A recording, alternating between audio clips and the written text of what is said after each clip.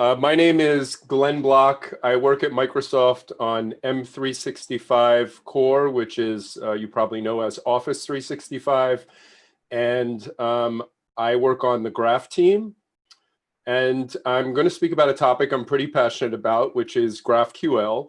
I've been around the GraphQL space for a while, worked at a number of companies where we have implemented GraphQL, and I'm also a member of the GraphQL HTTP working group. And the topic I'm going to talk to you about today is something that's really common for folks that are building GraphQL endpoints, which is paging. Let me go and share my screen. So let's talk about why paging is important. If you're building an endpoint or an API that you're exposing to customers, you very likely have a large amount of data. You need to provide a way for callers to pull that data from the GraphQL endpoint. They need to be able to do that in an efficient way. So if there's large amounts of data, they basically need a way to be able to move through that data and page through that data. And you also need to be able to do that in a way that enables you to protect your server. So if you are the owner of that endpoint, you don't want folks that are pulling down your data to bring the server down. We've seen lots of examples of that happening within the industry. So there are two popular recipes that you can cook up for addressing these paging issues. One is called offsets and the other is called cursors. And I'm going to briefly touch on offsets, and then we're going to spend the remainder of the time talking about cursors. So offsets basically are where the server returns data to the caller, and the caller can just navigate through the next set of results by specifying an offset position, which tells the server to pull that next set of results.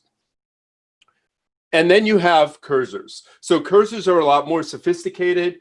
Basically, what that means is that the server returns a pointer, and there's a pointer for each element, and the client can use that pointer to then navigate to the next set of results. And they can also use those pointers to jump around to very specific places.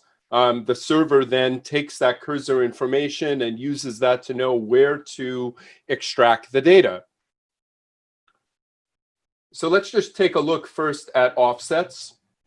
So if you're going to cook up an offset endpoint, it's actually really easy. That's one of the things that's quite attractive about it. And if you see my tip there, it's low calorie, as you can see in the photo. It's really quick and easy, but you might still be hungry when you're done with it. So you create a GraphQL endpoint, you have a query, you're going to have an offset argument, which is what the clients are going to use to specify positioning. And you're also going to have a limit, which is going to say, well, here's how much data I want you to take. So essentially what you do is you create that query, you parse the two arguments, you add logic to skip to the offset position in the result set, and then you go and you grab that page of the position. It's really pretty easy to do. So let's take a look.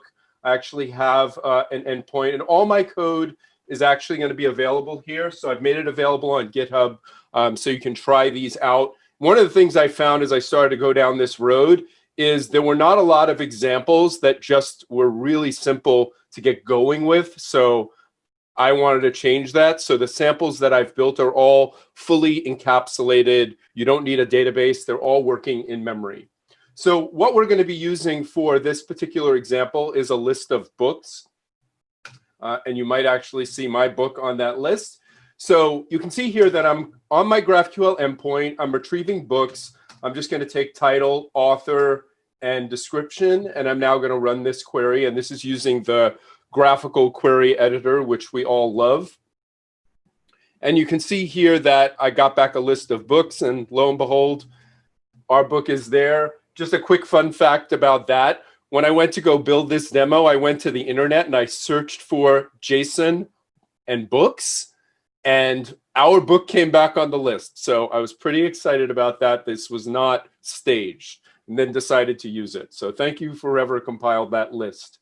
So you can see I have a list of results here, no other information. So now I want to move through the list and go up 5. So what I can do is I can say, push me up 5 by setting the offset to 5.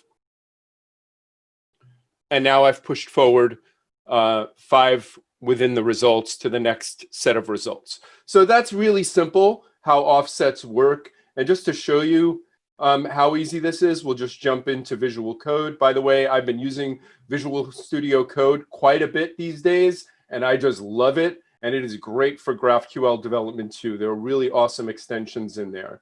So this is a node endpoint. This is the endpoint that's running, and I'm using Apollo Server, which is kind of like the de facto way to build GraphQL endpoints. And you can see here that I've just defined my book and my query as part of the schema. And then I just have really simple logic here. I'm reading in the data. Again, I told you this was in memory. So I have this books.json file here. I'm reading that into memory. And then all I'm basically doing, the real meat of the work is right here, where I'm just slicing out the next set of results. So that's really how offsets works. Pretty easy, nothing magical. So here. And so you can see it right here. So imagine like my full result was A through I, and you can see really how I've got these different lines representing the offsets, and you can see where the limit is coming in, which is really how much to take once it gets to that offset.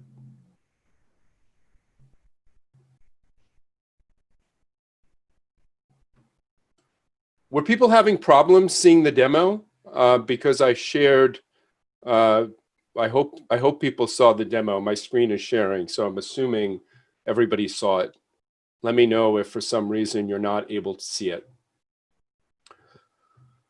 So now we go to talk about cursors. Now, cursors are much more sophisticated, and it's definitely what I'll call a hearty meal. So it's, you know, it's going to keep you really satisfied. Nobody saw the demo. Oh no. Are you seeing the slides? Oh, but I switched. Okay, hold on a second here. I'm sorry. It looks like I shared my slides and not shared the screen. Let's try this one more time. Okay, let me switch to the demo. It looks like we had a little quirk here that the wrong thing was shared.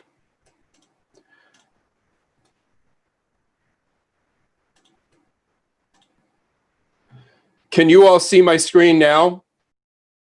Okay, perfect. Sorry about that. Looks like Zoom, I actually shared the wrong thing. So this was the query. You didn't miss a lot. So this was the query that I ran. And then just jumping over to code again, it's really simple code. This is the app, which I will share the source code for. Thank you all for catching me on that before I went too far. Okay, let's move on and talk about cursors. So cursors are, as I said, a lot more sophisticated. They're also harder to consume and a lot more work to implement, but it is worth it for the value that it provides. So essentially, when you're creating a cursor, when you're implementing cursors, and there actually is, fortunately, a specification for doing cursor connections, which we're going to now talk about for the remainder of this talk and dive deeper in. And the cursor connection specification was originally just for Relay, which is this GraphQL client that Facebook created, but it has since evolved and recently was incorporated as a general standard recommended for GraphQL endpoints. And this has been out there percolating for years. I think it first got released for Relay back in 2017. So it's really been tested and gotten a lot of good traction. And we're going to dive more into the updates and the actual specification. So what you're basically doing here is, what makes this more complicated is it brings a data model, which we're going to look at in a second, that is specific to representing these connections. And you have a bunch of arguments. And basically what you need to do is, instead of querying the data based on an offset value, you're actually going to utilize the optional cursor, if it was provided, to do some filtering to get to the right point in the data. You're also going to do a bunch of logic about calculating cursors, calculating the page result. This is all part of the specification, and I'm going to show you more about that right now.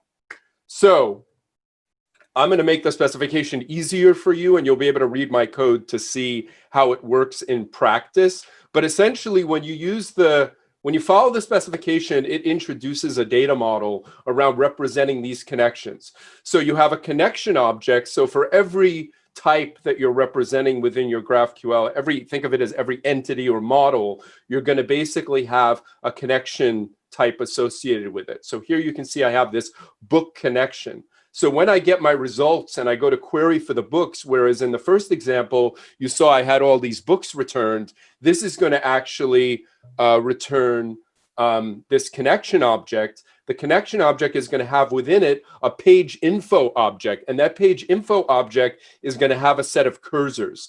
Think of a cursor as a pointer to the data. We'll talk more about cursors in a bit and see them in practice. Then you're going to have these edge types that are returned. Now, the edges are wrappers around the actual object that you want to return. And what it does is it provides a cursor. And the cursor is that pointer that's going to allow you to do further queries in the future and move through the result set. And we're gonna look a bit more at this right now in this, just taking a look at this example here. So imagine my result is from A to I. That's the full result. Okay, and I've previously done a query here and I've gotten back a cursor. So the cursor I got back, let's say, was C, and I want to now do a follow-up query and I want to move past C. So what I can do is I can provide an after argument when I call again to my books query, and this is part of the specification, provide an after argument that says, okay, I want you to move after C, and I want you to grab the first 3 items. So that's one pattern. Now, one important thing to mention is the cursor is an opaque entity, like an opaque object. Your client is not supposed to care about what the cursor looks like. And to emphasize this, the recommendation is that these are base 64 encoded. They don't have to be base 64 encoded. The spec doesn't require that. And in my example, for simplicity, I did not encode them just so it was really easy for us when we do our queries to see what's going on. But in a production system, you will most likely base 64 encode them.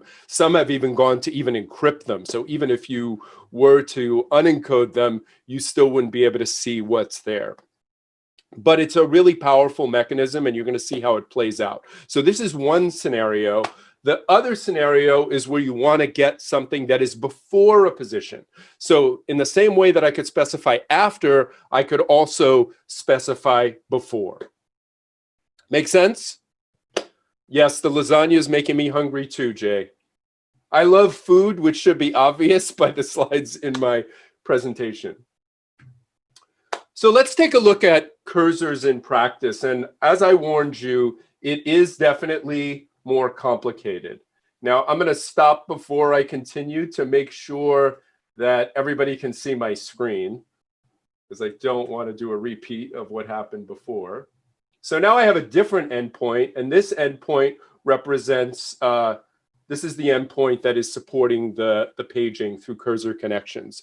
Can you all see my screen before I continue?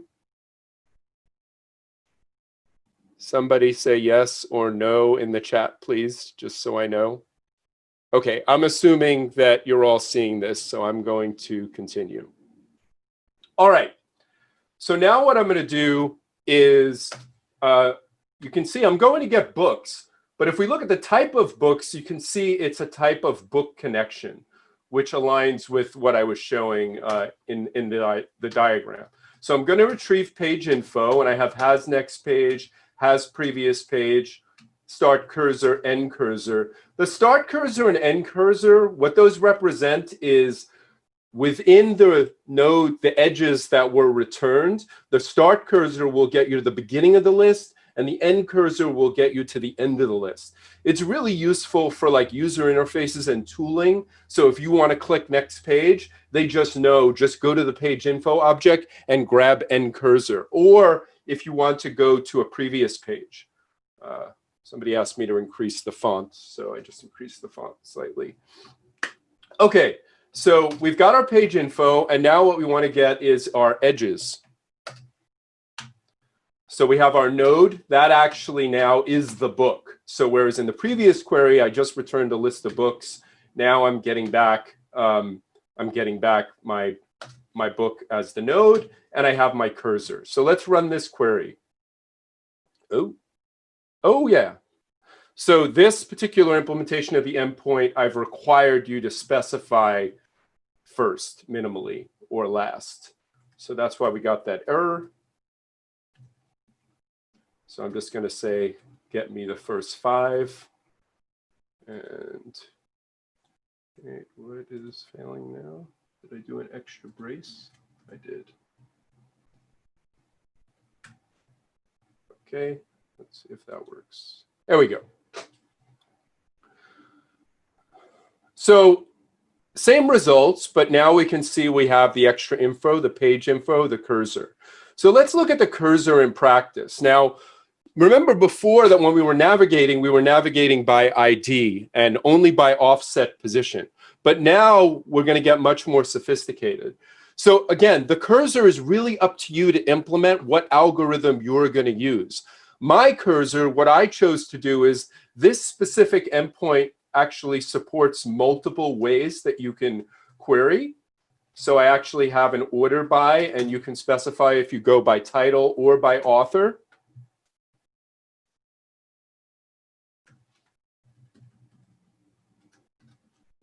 So what I've done here as far as the cursor values, based on whichever way this is being sorted, the cursor will represent the key for that particular index. So if I'm sorting by author, the key will be by author. If I'm sorting by title, the key will be by title. One second, my computer just went on power save.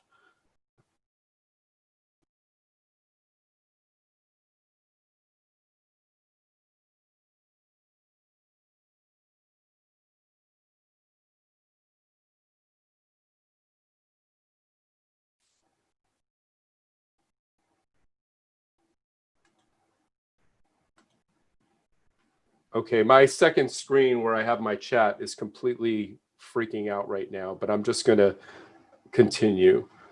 Let's make sure my audio is good. Okay, so to show this in action, let's say I want to now move through the list. I'm going to grab this cursor value here.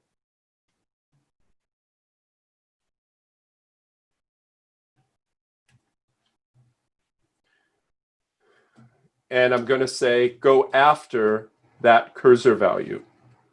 Let's see here.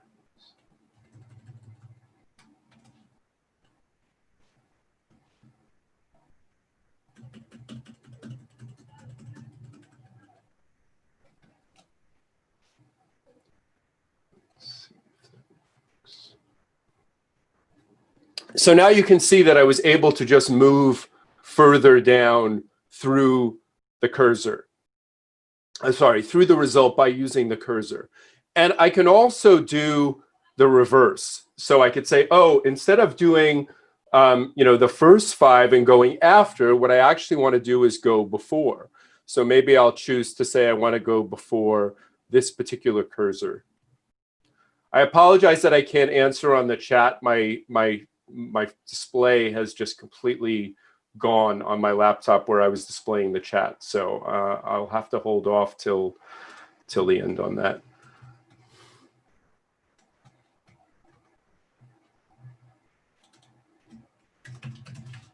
Nope.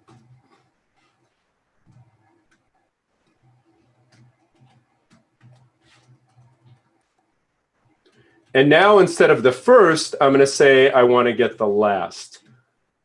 So I want to get the last. Let's just try 3 just to see that this is working.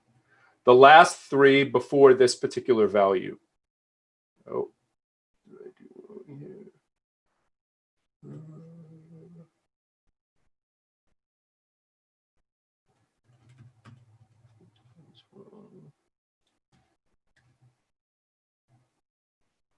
Okay, there we go. So you should be getting a basic idea of how cursors are working. As I said, you can also do sorting with different fields. And if I use different fields, then it's going to use that as the cursor value. And again, to reiterate, there's no standard on what the cursor value is. It can really be anything. So let's take a look at how this is working behind the scenes, because as I said, this is a lot more sophisticated, and we're just going to be able to touch on it. You're going to probably want to grab the code and look at it yourself because of the fact that it's pretty sophisticated. But I'll just give you a quick run through. So also using Apollo server now, because I wanted to support sorting by different fields, what I've actually done here is I have two collections, one which is sorted by title, one which is sorted by author.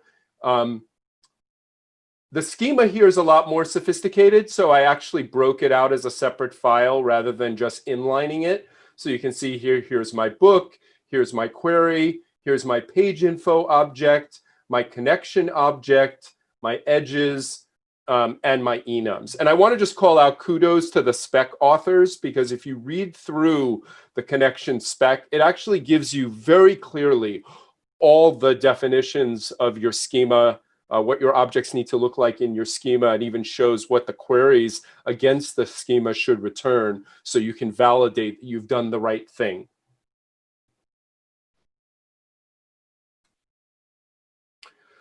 So I'm pulling in a bunch of the arguments. That stuff's really not that interesting. I'm checking how was the order selected to determine which collection to use.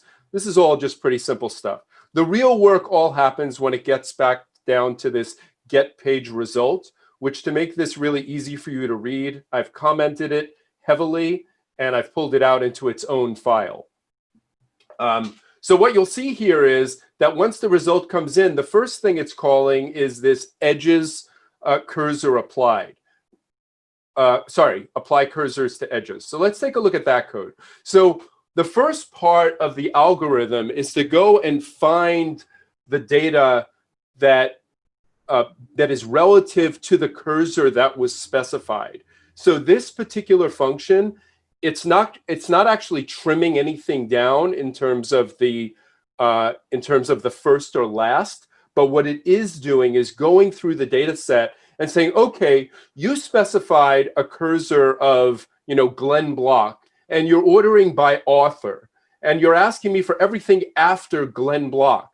So what it's going to do is do a filter to say, find me all data where book is greater than Glenn Block. That's going to be what that's going to do. Or if the reverse is, if you say, hey, what I really want to do is find everything before Glenn Block. So it's going to basically say, okay, go against the data and filter and find me everything that's before Glenn Block. Now, again, for simplicity, this is all against an in-memory collection, but you can easily apply this logic against any kind of data store. The next thing it's going to call is this edges to return. So without going into all the code that's here, essentially all it's doing is slicing out the final result. So you said first 5, I'm going to make sure that I'm giving you no more than 5. And this is the algorithm that will run through and pull out the correct number to then return the result. Whether you've done first or last, the algorithm does all of that. And essentially, I implemented this by looking at the spec, and I did some refactoring, but you'll see it all in the code when you go and take a look at it. The last thing that I'm doing, once I've get back that result, is I'm using a map function to now go and build up the graph of objects that needs to get returned. So you can see here that this is representing building out my edges. So I'm creating a collection that will have edges that have nodes, which is the book and the cursor. And then I'm also building up my page info object. I'm not going to get into this, but there's very simple algorithm for calculating the has next page and has previous page. And then it returns the result. And that's pretty much it. Yeah, that's basically the crux of how the paging algorithm is working. The cursor's algorithm. So you've just seen two different ways to handle paging. You've seen offsets, which is the lighter weight way, and you've seen cursor connections. So I thought it'd be good to just take a quick look at, what are the differences? What are the things to think about? So one big problem with the offsets model, it doesn't scale well for really large amounts of data because you're pulling back and you have to order by, you have to get like the full result to be able to page through it. There's some things you can do with databases to speed that up, but it's not super efficient. But a bigger problem with offsets is that it doesn't do well with data that's actually getting updated. So what do I mean by that? Well, let's say I pulled a result and I pull the first 5 items. But in the meanwhile, there was an insert operation that added new data that when I run that query again, if I hadn't cached the full result of it, and often that's not the case, then what's going to happen is I might end up with duplicate data because when I go to the next page, the new data that was added might have skewed it positioning wise so that I now see the same data twice. So that's a big problem with the offsets model. There are ways to work around it. If the data is small enough, you could just do caching. But then you have a different problem, which is then if new data was added later on, you're not going to see it because it's not in the cache. Cursor connections is much richer and much more sophisticated, and it actually doesn't have this problem because of the fact that everything is relative to the key. So the example that I just gave you, if new data got inserted, it would be fine because what would happen is the next time the query would run, it's just going relative to the key. So it's not going to show duplicate information. But cursor connections is a lot more work to get it done. It's significantly more work, and it is more complex for the user because they have to understand this object model. That being said, the GraphQL standards group, the GraphQL spec, is now recommending that this is the recommended way to handle large lists of data is to use cursor connections. And because it's standardized, that also allows tooling and other things to build off of it, like Apollo as an example. Okay, so that's really everything that I wanted to cover in this talk. Hopefully you got a good introduction to GraphQL connections. And I've got a bunch of links here. There were questions about my source code. All those links are available in the slides, which I will share. There's also a bunch of other interesting articles that you can read and other samples that you can look at, and they've all been here. Also, if you try out my samples, have any questions, you can ping me, file an issue. I'll definitely be there. And I'm going to hang around in the chat to answer any questions because we ran out of time. It just might take me a second too because my monitor is freaking out a bit. But thank you all very, very much. And I will definitely hang around in the chat for some questions. And I'm looking forward to seeing what you cook up with your paging algorithms that you implement using the cursor connections specification. Thank you.